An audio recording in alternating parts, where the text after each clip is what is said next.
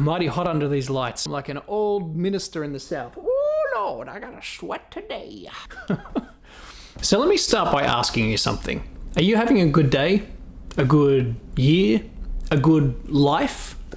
Now, before you answer that for yourself, notice how your brain starts to make an answer for you.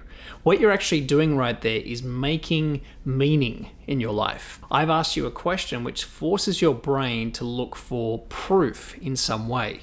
Now, the interesting thing about human beings is that we are much more emotional than we are logical. However, we believe that we're mostly logical. Our brains trick us by using emotions to then find ways to prove certain situations to ourselves. So even though we think something's logical, it's actually driven by an emotional meaning underneath the surface. It's kind of like an iceberg, right? At the top we have the logic, and then underneath the surface is all this emotion, which is actually driving the meaning in our lives. Hello, my friend. My name is Daniel Midson-Short. If you're visiting my channel for the first time, I speak mostly about self-development and self-improvement. I'm not a guru. I'm not a person who's rah-rah and pumped all the time. I'm a regular human being just like you who's looking to live a more meaningful life and to get ahead in the world in my own way. The reason I'm bringing this topic up today about making meaning is because it's something that I've noticed in my life is a little bit of a trap when I make too much meaning in the wrong way. Let me explain. If you were driving down the freeway and someone cut you off in traffic, let's say someone cuts in front of you in their car and speeds off, what's your natural meaning that you're going to put into that situation? You're probably going to think, what an idiot, what a jerk, what an a-hole, right? You're going to be angry, and the meaning you're going to have is that someone has done wrong by you. But let's imagine for a moment, you know that that person who cut in front of you and is speeding off is actually rushing home because their child is injured.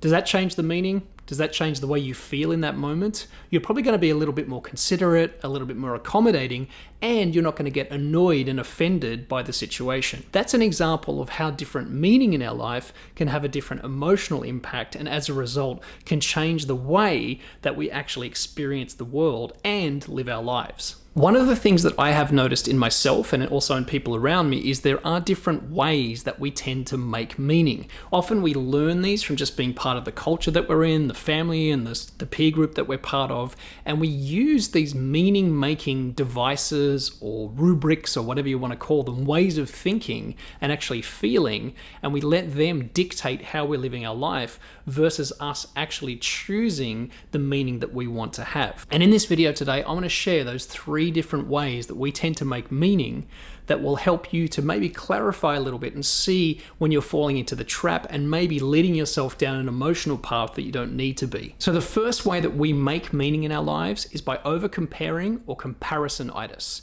Now, it is natural as human beings to look at the people around us and their circumstances and kind of compare ourselves and to measure ourselves against what's happening in their lives.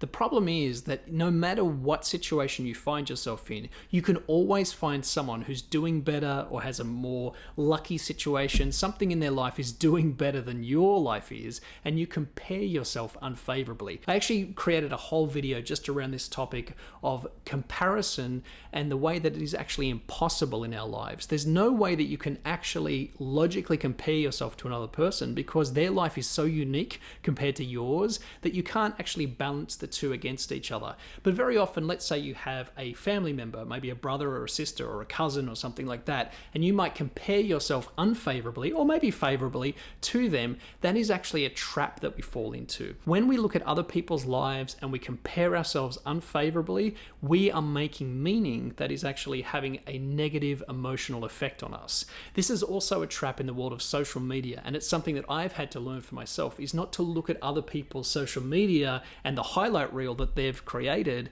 and think that that's their real life. Because if I do, I'm going to fall into the trap of making meaning that my life isn't as great or as exciting or as successful as theirs is. So the trap of overcomparing or comparisonitis is one to be aware of and to notice in yourself. When you start to look at another person's situation or events that are happening in their life and you compare it to your life and you start to make emotional meaning around it, pause and say, you know what? My life is unique to me.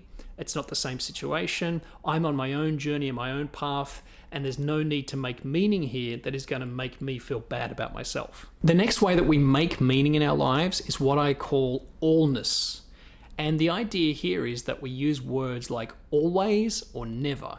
We look at certain situations in our life and we think that it's going to continue forever. Now, this can be just a verbal habit that we get into, someone saying to you, you're always late, or you never clean up your room, or whatever it is, something like that. We fall into these verbal traps because of the people around us, but very often when we say them to ourselves, such as like, I'm always uncomfortable in social situations, or I'm never going to get the job that I want. Those mental traps are there because we're using an allness. We're talking about our entire life and the entire existence that we have, and we're framing our life in a certain way.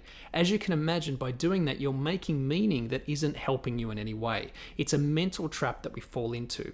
So if you find yourself using words like always or never when describing yourself, even internally thinking it to yourself, realize that that can be a trap and that you're making meaning that's actually not helping you in any way in your life. And the third way that we make meaning in our lives is through labeling ourselves or our situation.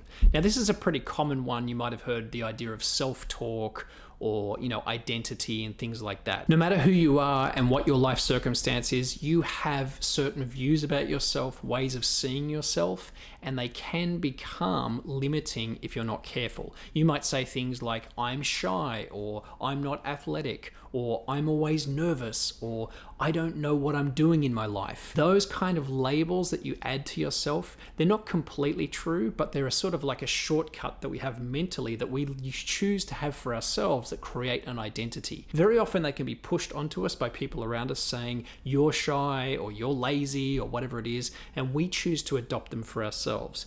It is a mental trap to do that. And what I've noticed is if I start to get in the habit and I'm saying it to other people where I'm saying something about myself, that can be a limiting factor, and it's a way of making meaning about myself that isn't necessary. So I would challenge you, have a look at the labels that you've placed on yourself in your life where you're describing yourself either internally or to other people, and say, is this actually true all the time in my entire life? If it's not, be careful that it's not becoming a way of making meaning about yourself that you may not get the most from. So these three ways of making meaning, what I've noticed is using them too much can become a mental trap in your life.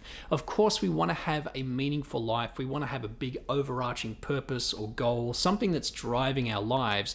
That's where our meaning should come from. If you want to read more about this concept of meaning, I really recommend Viktor Frankl's amazing book, Man's Search for Meaning. It's an incredible story, and it's also a deep dive into how meaning is an important part of our happiness and our fulfillment and the legacy we create for our lives. But at a very micro level, in the day-to-day, if we fall into the trap of making negative meaning about ourselves, it can really limit us, it can lower the amount of happiness that we have in our lives, and it can make us kind of miserable to be around.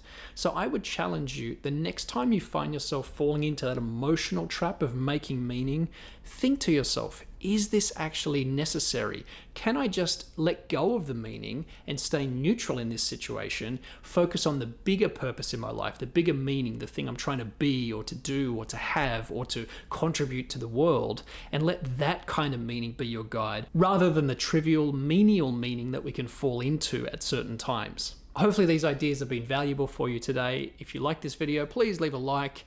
And if you like what we're doing on this channel, please consider subscribing. We'd love to have you as part of our community. My name is Daniel Midson-Short. I'm on the journey just the same as you, my friend. I hope this has been valuable. Thanks for watching. And as I always say, thank you for improving yourself. Oh Lord, sweaty.